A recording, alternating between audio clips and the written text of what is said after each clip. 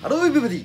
はい、どうも皆さん、シャリールでございます。というわけで今回はですね、またコスト完全に度外視な寿命でさえもゴリゴリに削りまくった軽さだけを追求したパーツですね。まあ前はね、世界一軽いカーボンクランクとかビンディングシューズとか紹介させていただいたんですが、アルミカセットでございます。スプラケットですね。普通はですね、素材としては高い、デュライスとかその辺になってくるとチタンが主流なんですけども、購入するにあたってめちゃめちゃ調べまくって、今自分が手に入れられる最軽量のスプロケットを手に入れました。 TNI であったりで、今回のレーコンです。実は日本でもね売ってるんですけれども、今回はですね輸入させていただきました。理由としてはですね、たった一つです。日本でシルバーのアルミスプロケットが売ってなかったってことですね。今回はですね、組み合わせの検証もさせていただきます。今現在シマノの完全互換である組み合わせで使っているんですけれども、といっても私の自転車もともとロードバイクではないので、ちょっと特殊な組み方をしてまして、カセットと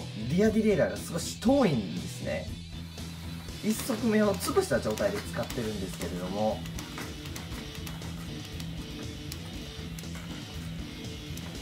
それでもいいよっていう方はですね、参考になるのではないかと。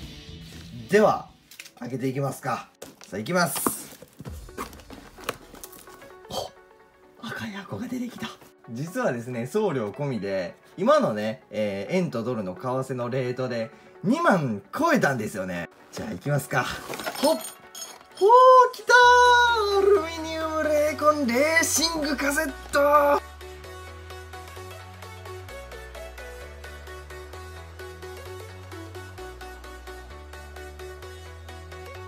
で、切ったね。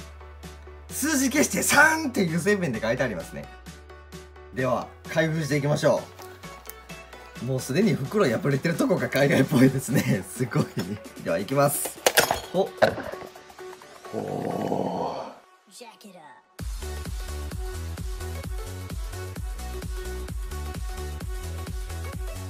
てかロックリングがベッド、これももちろんアルミですね。軽。これがあれですね、ラチットが11足用か10足用かで調整する用のワッシャーですね。あ、トップだけベッドかな。とりあえずじゃあ本体持っちゃいましょうか。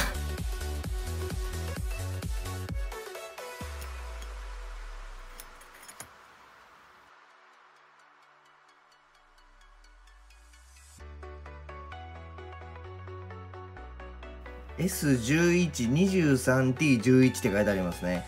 これどうやって削り出してるんでしょうね。これ1個ですよ。こういうね輝きに関してはなんかこうチタンの方が上品な感じがあるかもしれませんけど、やっぱり性能だけを追求した部品って見せられますね。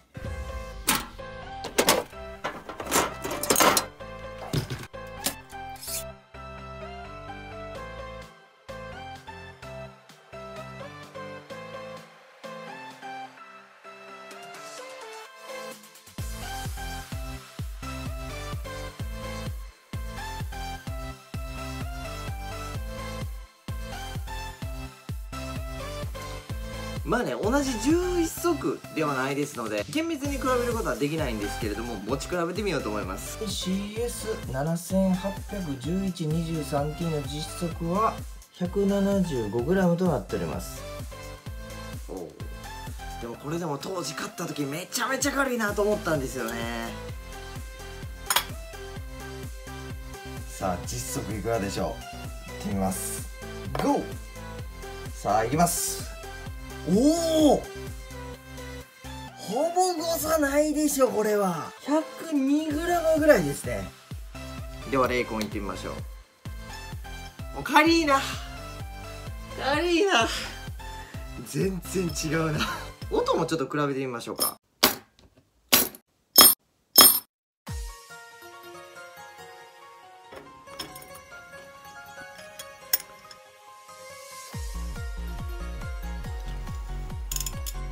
ラチット音が変わった。は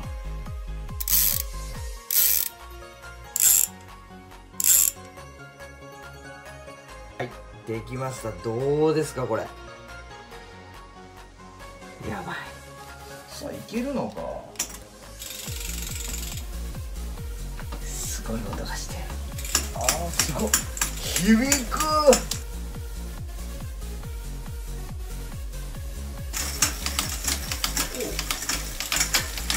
おお、ええ感じや。全然使えるぞ。あー難しいな。でもシビアになったな。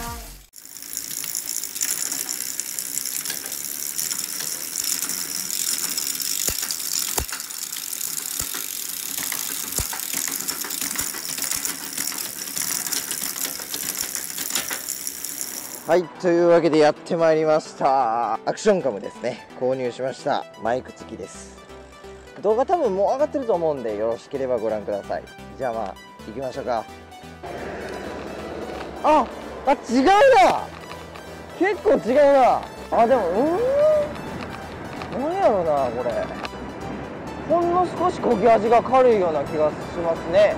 でもそんな焦ぎ出しとかも不安がある感じはないですね。いくらジュラルミンとはいえね、まあ大体やっぱりアルミはチタンの3倍ぐらい弱いんで、それを考慮すると、まあ、2倍以上は寿命早いでしょうね、尽きるのは。それを考えると金を削り落としながら走ってるような感じですかね。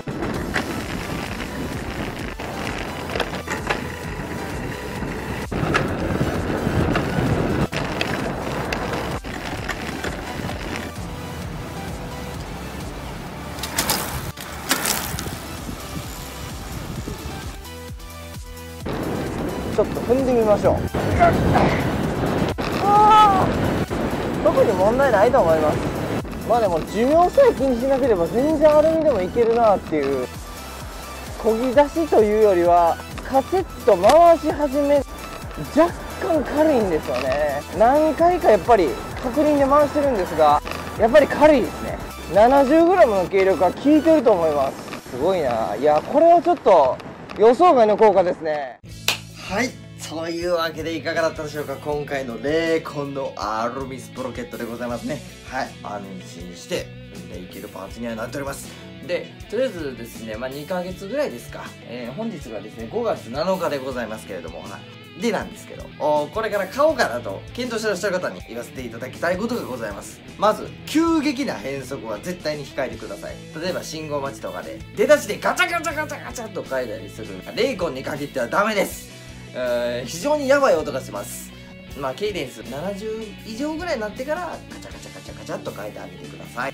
上と下が一番力がかからないので、シュートのタイミングをちょうどかからへんあたりでガチャンとやってっていう感じでちょっとそういうのはやってあげないと歯がゴリゴリ減っていくんじゃないかと思います。カチンガチャンって音がしますので、最初はちょっと心臓粘りです。で今回私の自転車がちょっと特殊でしたので、正確に例えばデュラと精度がどうかっていうのを申し上げることができないのは本当に申し訳ないんですが、精度に関しては悪くはないと思います。ですが今現在ちゃんとした互換性のある組み合わせで使ってる場合は多分変速の精度は落ちると思います。それでも一つだけ確かに言えることはあります。回転のこの速さ、シャープさっていうのは絶対出てます。デュラじゃ出せない良さです。で今回やってみた10速コンポでスプロケットだけ11速っていう組み合わせ大丈夫なのかっていう、そもそもシマノじゃないですしレイコンやんっていう話なんですけど、セッティング出せば当たり前ですけど端はジャストで中心あたりが、適当って言ったらあれですけど、今までの確かな互換性のある組み合わせでの変則は忘れてください。はい、というわけでございました。今回非常に面白い検証ができたんじゃないかなと思います。参考にならへんかったわとかいう方も非常に多いかもしれませんけれども、私はですね今使っている7900の STI が気に入っておりません。私手がちっちゃいですから握り心地が非常に悪くですね9000円を買いました。9000インチ、はい、こちらですね、別動画でこの後また検証をさせていただこうと思います。11速 STI、 10速ディレイラー、11速カセットというですね異例のこの組み合わせをやっていきたいと思いますので、興味のございます方はぜひ見ていただければなと思います。はい、というわけで本当に最後までご視聴いただきありがとうございました。それでは皆さん良き自転車ライブをいったさようなら。動画も終わり際で、あと私の顔が非常に近いんですけど、これ以上ちょっとカメラを遠ざけられないんでご了承ください。本日5月10日なんですけれども、動画がそろそろ完成しようかというところで、とんでもない事実が判明いたしました。5月入ってすぐぐらいからチェーン飛びがなんと発生するようになりまして、現在は7800に戻して使用しているんですけど、7800に戻した途端飛ばなくなりました。でチェーンチェッカーでね測ってみたんですけど、1% まで伸びたらチェーンは交換しないといけないってことなんですけど、 0.75% までもまだいってないので、チェーンはまだ大丈夫ということで、結論としてはアルミカセットが終わってしまったということでございます。実走行としては1000キロ弱ぐらいだと思いますが、私の場合24インチのホイールなので 700C より 1.5 倍ぐらい回さないといけません。でそれを考慮すると1500キロぐらいで、寿命が終わってしまうと、こんなことになるとは思ってもみなかったんですけれども、さすがになかったことにはできませんので、いつも私は長所も短所も率直に述べておりますので報告させていただきました。非常に残念です。11足目に関してはですね、もう目でわかるぐらいの激しい摩耗具合でございます。非常に儚い一瞬の輝きを放ってくれたアルミスプロケットに合唱というわけで、こういった結果にはなってしまいましたけれども、決戦用だということでございます。それでは皆さん、良き自転車ライフを。さよなら。次のスプロケットどうしよう。いやせめて1年ぐらい頑張ってほしかった。今回のスプロケに関しては石油王並みにお金が有り余っていれば維持ができますし、距離さえ把握していれば確かな性能を発揮いたします。よく乗る方でも1年で20万ぐらいあれば十分じゃないでしょうか。次回の動画はフランスのヘルメットメーカーエコイの2万超え高級ヘルメットに迫る、なんと送料込み 1.5 万で超涼しい、しかもアンダー 200g という超軽量ヘルメットの動画。